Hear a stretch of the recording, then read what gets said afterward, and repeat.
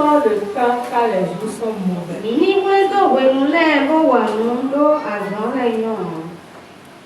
Ceux qui n'étaient pas là le mardi, le mercredi et le jeudi ont raté beaucoup de choses.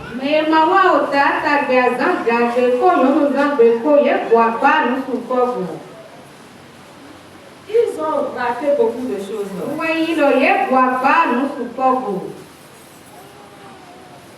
Ce matin, nous allons lire encore. Dans Éphésiens 5, le verset 16.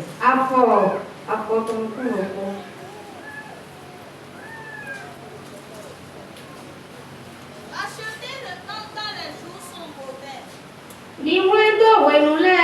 Amen.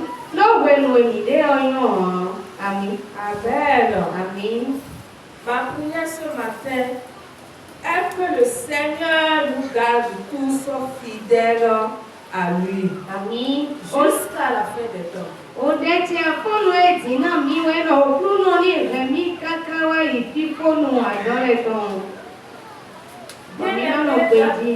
Bien-aimé dans le Seigneur, Paul a écrit cette lettre aux Éphésiens depuis sa prison.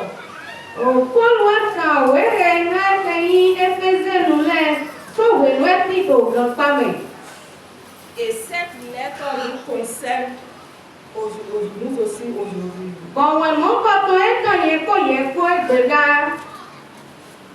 Il nous dit de racheter le temps.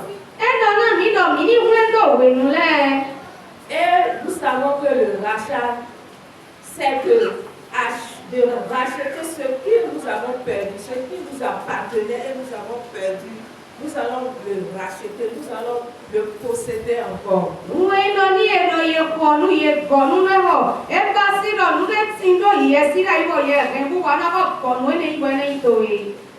Et ce rachat-là, c'est spirituel. Est-ce que tu peux te mettre maintenant au dehors pour dire ouais, que tu vas racheter le temps?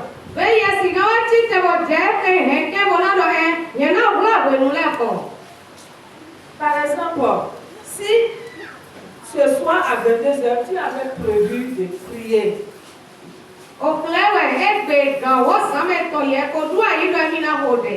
Et maintenant, en vaquant à tes occupations, tu as oublié de faire cette prière-là.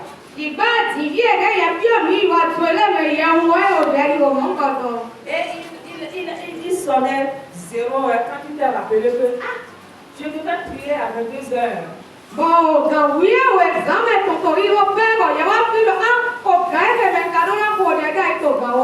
À 0h, c'est le moment pour toi de dormir et de te reposer.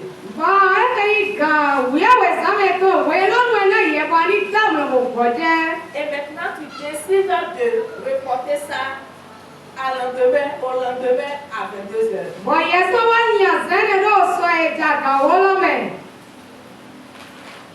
Demain, 22h, il y a encore un autre programme qui t'attend.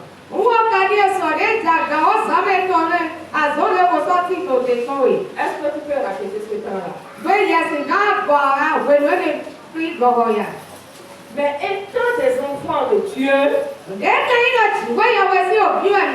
Dieu nous dit que nous pouvons racheter ce temps que nous avons perdu.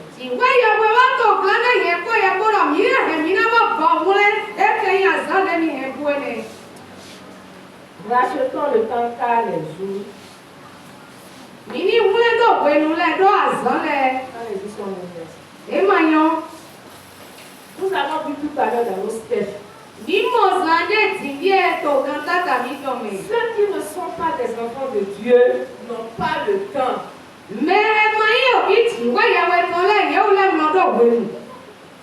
Qu'ils soient pauvres, qu'ils soient riches, même les jeunes, ils n'ont pas le temps. Vous savez que nous trouvons ça aussi dans notre église. Oui, nous trouvons ça dans notre église. Nous nous disons que nous sommes nés de nouveau.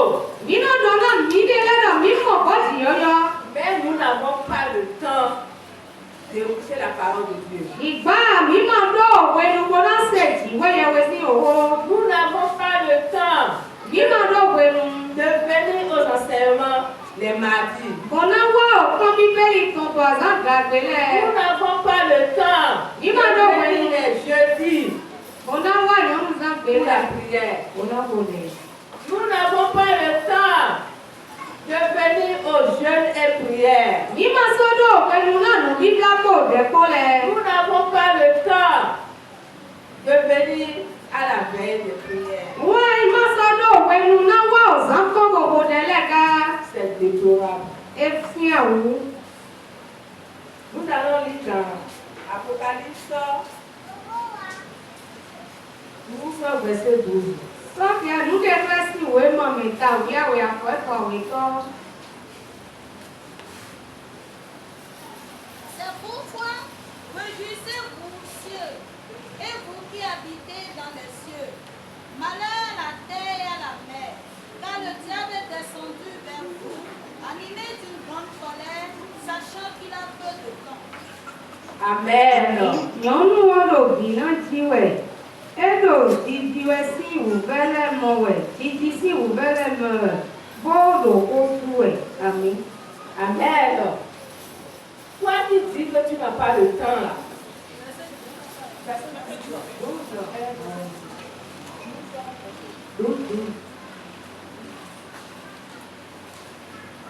Ene wɔ sɛwɛ kpɔ mi mɛ ɖo, sɛwɛ kpɔ mɛ ɖo, sɛwɛ lɛ kpɔ nidza wa, amɔ helu ayikungba kpɔ kukpɔ, do awovi dzete wa mi kɔ, kpɔdo xɔme si dabo ɖe kpɔ, do efunɔ wenu kpe ɖe dzewɛ kponu eni, ami. Alléluia. Alléluia. Toi qui dis que tu n'as pas le temps Yɛmɛdɛnu do amati do wenu. et tu ne peux pas venir à l'église, Bɔ̀mọ̀dé wà gùnmẹ̀. sache que le diable est en train de rôder. Ìyáwó yẹn lọ ẹsẹ̀ yìí sátani wà tò lílẹ̀. Le diable est en train de rôder. Ètò lílẹ̀ sọ̀mọ́. Il est en train de te rôder pour t'amener dans sa maison. Vous savez là où se trouve sa maison, non? Ètò lílẹ̀ jàjàblẹ̀ tó wẹ̀ kọ́ náà ṣe wá fún ẹ̀tọ̀gbẹ̀ mi yóò bí èwe ẹ̀tọ̀gbẹ̀ ti ń dè àṣẹ. Aujourd'hui, c'est le moment de racheter le temps. Ẹgbẹ́ ìwénu ló díẹ̀ tí bí ẹ̀wà náà wúlẹ̀ ìwénu lẹ̀. Car le diable, il est descendu sur la terre. Mais au ciel là-bas, dans le ciel, les âmes sont en joie. Lọ́ọ̀tẹ̀ yìí àwọn bí ọ tẹ̀tẹ̀ wá yí gbẹ́rẹ̀ di ṣùgbọ́n kò sẹ́wẹ́ tọmẹ áńgẹ́lì lẹ́ ti tọ́ àyà jẹ̀mẹ̀. Et c'est nous qui avons des problèmes. Bọ̀mí ẹ̀ tí tọ́ àyí gbàlọ́dí wẹ̀ tí ló kú gbá. Le diable est venu pour vous accaparer, vous tous. Uwe ino àwọn bí ẹ̀ jẹ́tẹ̀ bọ̀ náà wúlẹ̀ mi mẹ́ kọ́ bọ̀ mi náà yé tọ̀. Nous nous disons que nous sommes des enfants de Dieu. Mi náà lò ní ìjì wẹ́yẹwẹ́ sí òbí. Mais nous n'avons pas une bonne vie. Ṣùgbọ́n àmì máa lò pẹ́ sísàn dàgbére. Nous nous comportons comme les gens du dehors. Mi ń lẹ́nu wá pa síta ìdí mẹ́ tí tò kọ́ wò lẹ̀. Nous nous enlisons dans la boisson. Uwe ino mi náà nu wọn mú bọ̀ àmọ́ sísí ẹlẹ́mẹ̀. La fornication, on trouve ça dans l'église. Ayọ̀dídé máa kọ́kọ́ yẹn ló mọ́tò àgùnmẹ̀. Le mensonge, on trouve ça dans l'église. Àjàmá máa kọ́kọ́ náà tí ìfọ̀ àgùnmẹ̀. Les critiques, les femmes sont fortes dans ça. Ewa yi no ye tsɔmɛ kɔ eɖɔ mɛ esi wɔ eɖɔ na dzi nɔ lɛ ye ɖo wúlɔ nɔ ɛnɛmɛ. Où est la différence entre les enfants de Dieu et les gens du monde? Pitɛwɛ gbɔgbɔ lɔ tɔ dzi wɔ ye wɔ si vi lɛ mɛ kɔ ɖo ayi wɔ si vi lɛ mɛ kɔ te. Le moment est venu pour toi de racheter le temps. Wɛnu lɔbɔ náà ti vi ɛni wúlɛ ye. Car le diable est en train de rôder autour de toi et tu ne sais pas. Do awɔ bi la tɔ adzablɛ lɛ lɛ kó tó wɛ bɔ yɛmɛ nyuɛ. Tu n'as même pas le temps même de méditer la parole de Dieu chez toi. Amatɛ dɔ wɛnu ɔkpɛ tó kpe mɛ wɔ na gbɛdze dzi wɛ yɛ wɛ wɔ. Le diable ne va pas te dire, ne lis pas la Bible.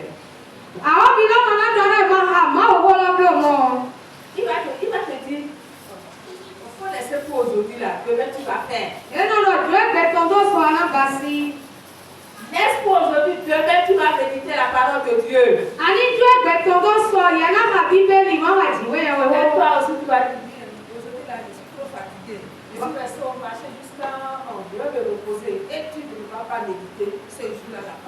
Bon, yes, pas na yik, mais bon, là, c'est à quoi, mais bon, là, il me fait à quoi, mais yes, on a jodo, il veut lui dire, alors, Quand ça commence comme ça ne s'arrête plus. Ni ebendo, moi, on s'en rend débat. Parce qu'au moment où le diable te disait ça, tu allais dire non. Donc, maintenant, à Obima, tu es dans notre domaine, Même si je suis fatiguée, je dois méditer sur la parole de Dieu. est-ce que la parole me compte, il y en a qui a dit, ouais, il y a un peu. Alléluia. Alléluia. Nous sommes dans la maison de Dieu. Nous sommes les enfants de Dieu. Et Et nous nous comportons n'importe comment. bon, il La fornication est là. Chercher les femmes d'autrui. Faire la belle vie est là. S'habiller n'importe comment, c'est là. Même dans la Bible, il y en avait. Nous allons lire dans 1 Corinthiens 5 à partir du verset 1.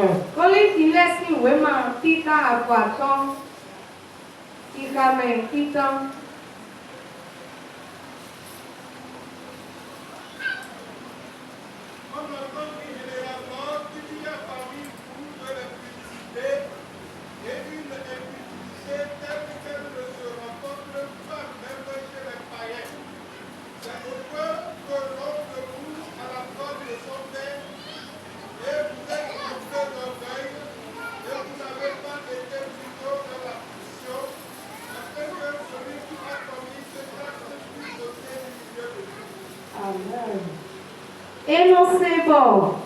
Mais le nom de bon, qui bido, nido, agalewe, agalilé ancien dessous.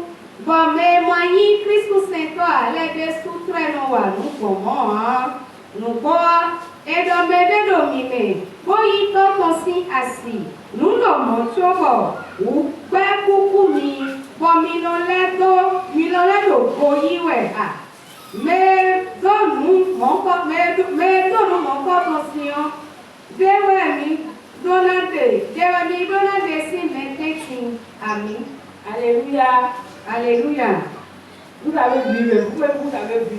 Il est tout mis qui a bon.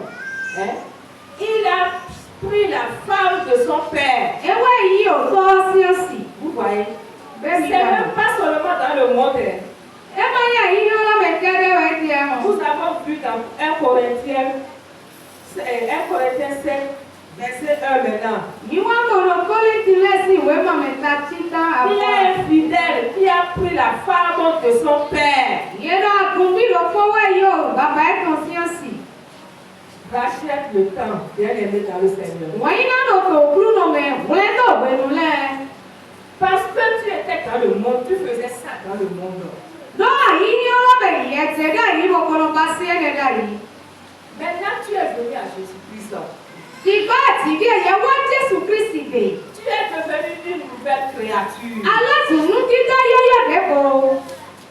Pourquoi est-ce que tu vas continuer à faire ce que tu faisais dans le monde?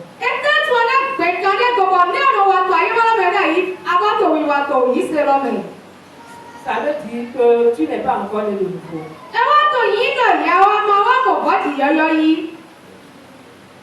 Il y a des papas. Quand ils étaient dans le monde, ils ne faisaient que battre leurs femmes.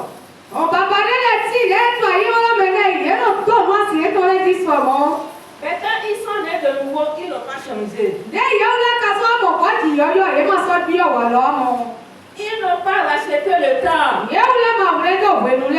Ils ont continué à vivre dans le péché.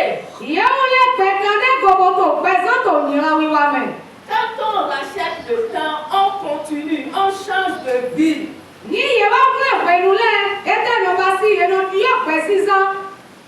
Et on continue. Tu n'as plus le droit de revenir en arrière. Amen. Amen. Le moment est venu pour toi, bien aimé dans le Seigneur, de racheter le temps. de racheter le temps, Anawa kule wenule. de faire la volonté de Dieu. Anawa droti weya weto. Nous allons lire dans Éphésiens 5, verset 1. Inaki alo Éphèse lesi we mame. Taton akotitan. Devenez donc imitateurs de Dieu comme des enfants bien-aimés. Alléluia. Divina we.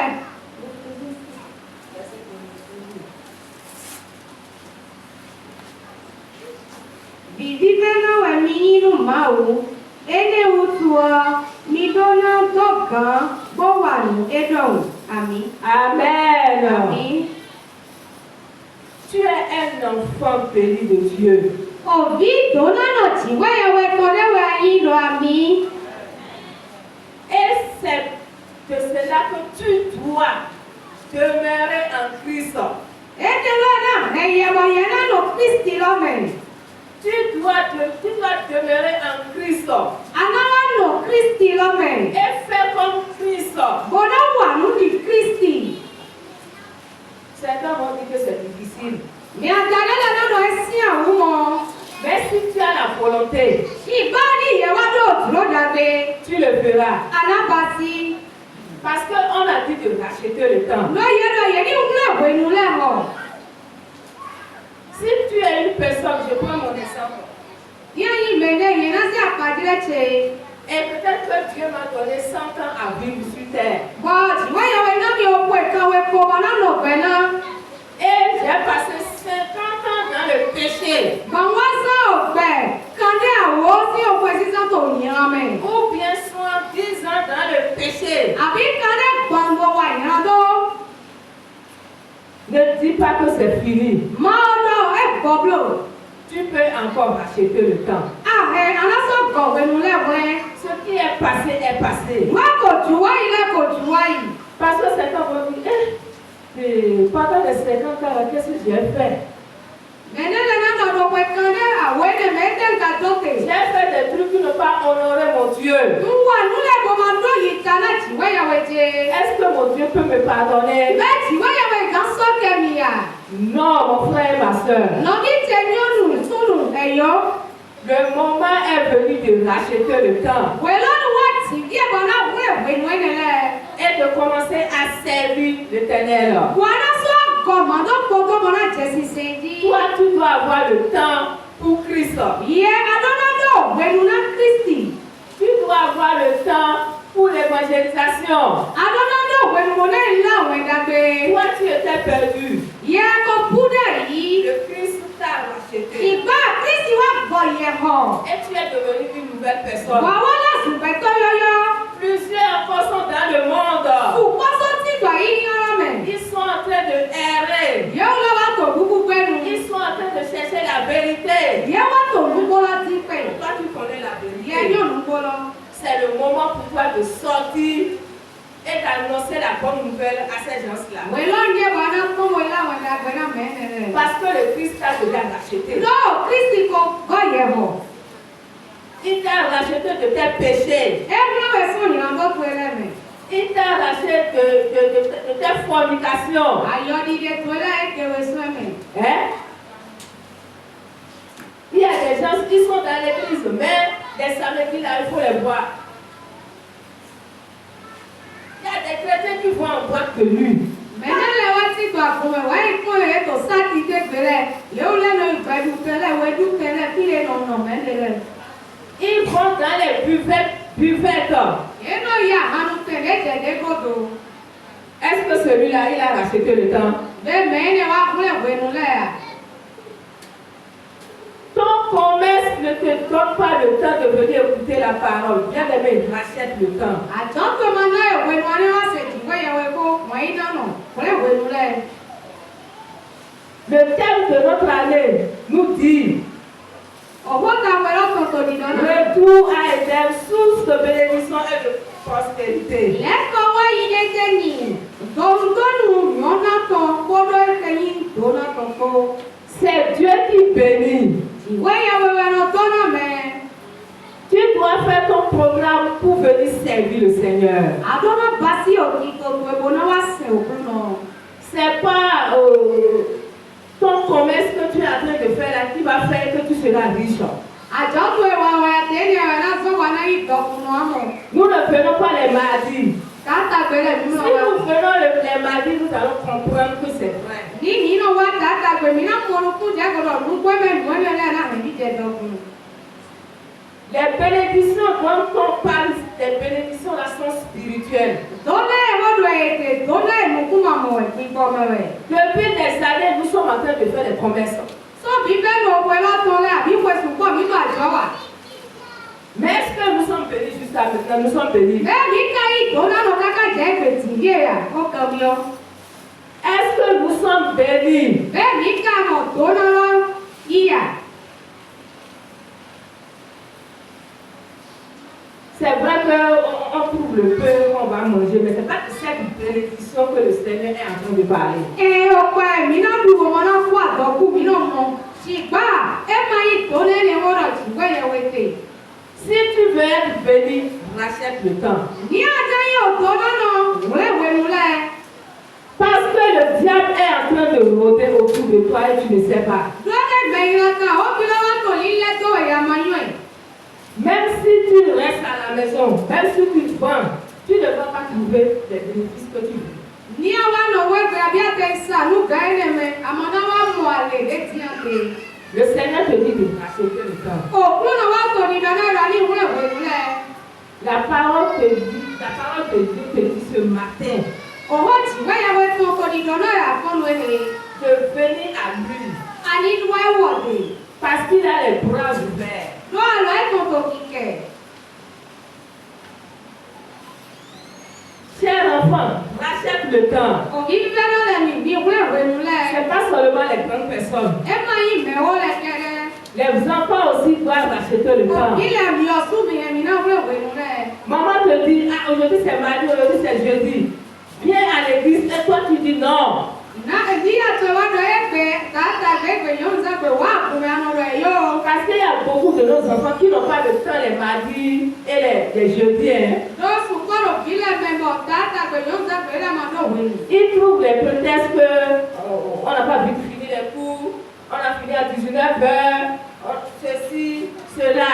Yẹ́wò lẹ́nu wá zẹ́ wẹ́ ń wẹ́ lọ́nu kàn. Mímọ yóò fóònù tuntun rẹ̀ mọ̀. Gàdébẹ̀ wẹ̀ mí kọ́ ẹ̀fẹ̀ pé èkó. Et on ne vous voit pas les mardis et les Bọ̀yẹ̀ jeudis. mọ̀mọ́ mi tààtà gbẹ̀ kúrò yóò ń sẹ́gbẹ̀ rẹ̀ kó bá. Tu dois racheter le temps. Àdọ́nà wúlẹ̀ wẹ̀lúlẹ̀. Tu dois venir écouter la parole de Dieu. Àdọ́nà wá ṣèjì wẹ́yàwó sí ọwọ́. Parce que si tu écoutes la parole de Dieu là, c'est ça qui va te conduire dans toute ta vie. Lónìí yẹn wá dọ́tọ̀ tí wẹ́yàwó kó. Wúwẹ̀ náà wá fúláwẹ̀ kankan náà gbẹ̀tù ẹlẹ́kó. Le Seigneur te dit de racheter le temps. Òkú náà kò ní dọ́nà rẹ̀ lọ ní gọ̀wé lulẹ̀ wẹ́. Si ce nous allons nous tenir debout. Lóyè mẹ́ mi náà ti tẹ̀lé ọkọ mi tọ́lẹ̀ di.